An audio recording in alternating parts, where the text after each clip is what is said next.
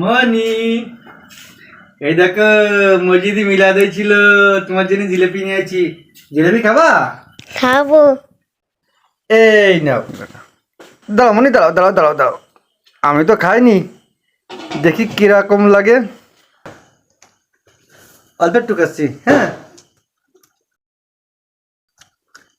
আরে এটা মিষ্টি। মিলাদের জিলেপি আর মিষ্টি হয় নাকি? হ্যাঁ,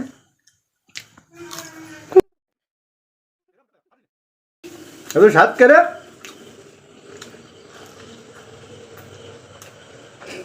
জন্মের স্বাদ যে, জন্মের স্বাদ যে।